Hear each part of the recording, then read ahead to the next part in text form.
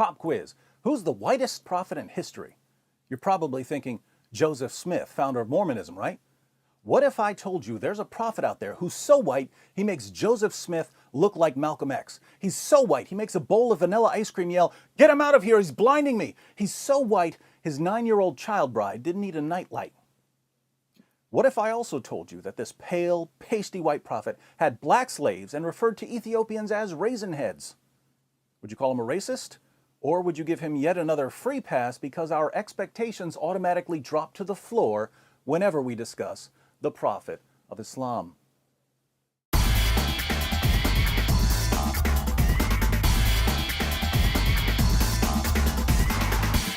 Many people who haven't read the Muslim sources assume that Muhammad was dark-skinned, but Arabs are classified as Caucasians and they can exhibit a variety of shades and tones. So if we want to know what Muhammad looked like, we'll have to go through some of the descriptions of his appearance found in the Hadith.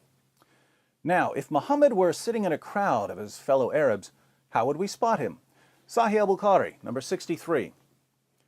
Narrated Anas bin Malik, while we were sitting with the Prophet in the mosque, a man came riding on a camel.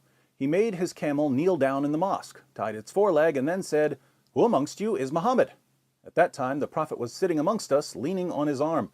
We replied, "This white man reclining on his arm." "Hey, which one of you is Muhammad?" "This white Tom Willis-looking white guy leaning on his white arm, that's who." But let's keep reading about a prophet who makes the Brady Bunch look like NWA. Sahih Muslim, 6081. It was narrated that Abu Juhayfa said, "I saw the Messenger of Allah with a white complexion and some white hairs." White complexion with white hairs. Who knew that Anderson Cooper was a 7th century prophet? Sahih Muslim 6071. It was narrated from Al-Jurairi from Abu at-Tufail. I said to him, "Did you see the Messenger of Allah?" He said, "Yes, he was white, with an elegant face." This guy's so white, he makes Queen Elizabeth look like Queen Latifah. And the Muslim sources go out of their way to remind us how white Muhammad was. They tell us about the whiteness of his shins, and the whiteness of his thigh, and the whiteness of his leg, and the whiteness of his stomach, and the whiteness of his forearms, and the whiteness of his armpits, and the whiteness of his cheeks. Based on these descriptions, a friend of mine who's a police sketch artist was able to put together a drawing of Muhammad. Have you seen this man? Kind of blends in with the whiteness of the paper.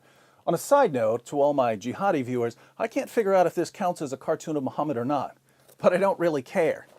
So, Muhammad was whiter than a bowl of Cool Whip, but when he wasn't busy being scooped onto a slice of apple pie, he was setting an example for his followers by keeping a tight rein on all his black slaves. Sahih al-Bukhari, 7263.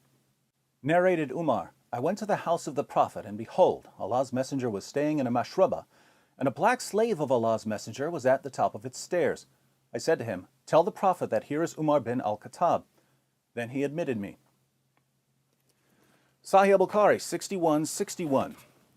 Narrated Anas bin Malik, Allah's Messenger was on a journey, and he had a black slave called Anjasha, and he was driving the camels very fast, and there were women riding on those camels. Allah's Messenger said, "Wayhaka, O Anjasha, drive slowly the camels with the glass vessels," i.e. the women. Here's one about a black slave who was shot to death while unloading Muhammad's luggage. Sunan an-Nasai 3858.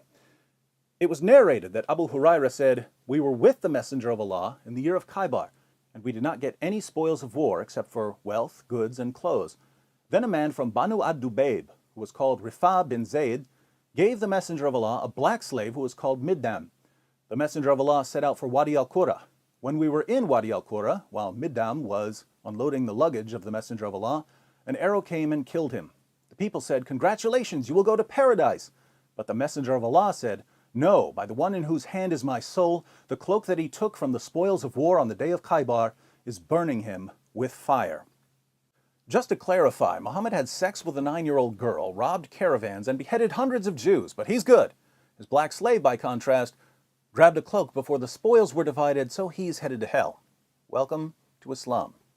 In Provisions of the Afterlife, pages 30 to 31, Ibn Qayyim al-Jawziyya lists 28 of Muhammad's male slaves and 12 of his female slaves. Some of these slaves were black, some were not. Muhammad renamed one of his black slaves Safina, which means ship, called his slave ship, because he would load up the slave like a ship and make him carry everything. Muhammad apparently thought that black slaves were worth less than Arab slaves, since he once traded 2 of his black slaves for an Arab slave he wanted to set free because the Arab slave had converted to Islam. We know that Muhammad had sex with his female slaves because he eventually got one of them pregnant. Don't worry, a white leader getting a slave girl pregnant is only creepy when Thomas Jefferson does it. Speaking of leaders, mindlessly obeying Muslim leaders was so important to Muhammad that when he wanted to emphasize obedience, he told his followers that they had to obey even the worst leader imaginable.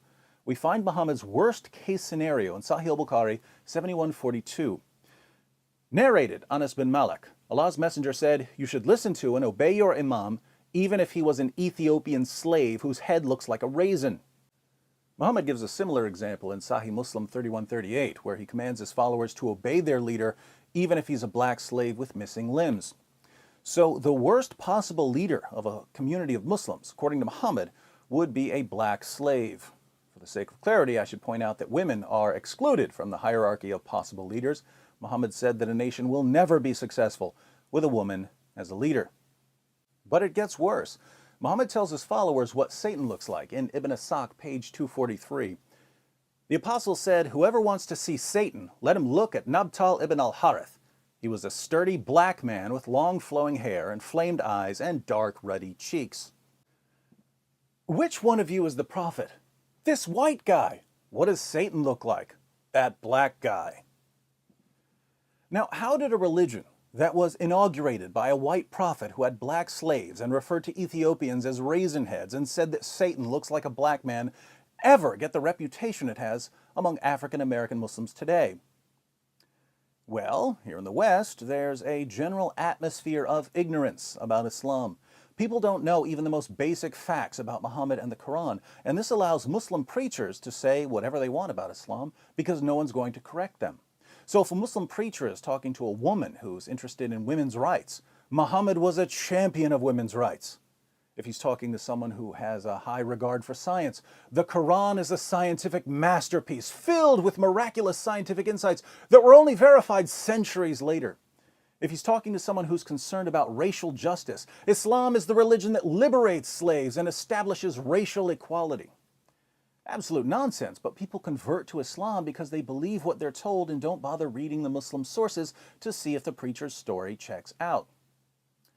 Now, to those of you who've bought this mess, to those of you who believed the Muslim preacher when he said, "Hey, if you really want to stick it to whitey, you need to convert to Islam," the religion of a white man who bought, sold, and traded African slaves and whose followers institutionalized black African slavery centuries before Europeans joined in and who continue enslaving black Africans even today.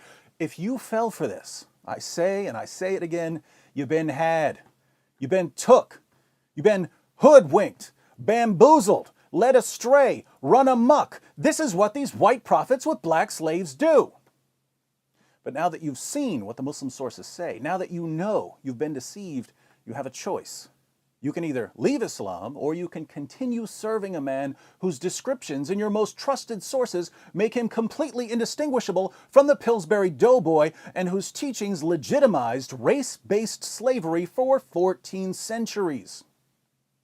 Just remember that if you continue honoring a slave trader who's about as dark as the cream filling of a Twinkie and who had black slaves and called Ethiopians raisin heads and said that Satan looks like a black man, you're not a freedom fighter or a social justice warrior or a champion of civil rights. You are the ultimate Uncle Tom. And in case you'd like to know how seriously they take Muhammad's whiteness in the Muslim world, I'll leave you with a quotation from Ash-Shifa, one of Islam's most popular and respected books on Muhammad's life and teachings. Ahmed ibn Sulaiman, Sahnun's companion, said that whoever says that the Prophet was black is killed. The Prophet was not black. Calling Muhammad a black man was a death penalty.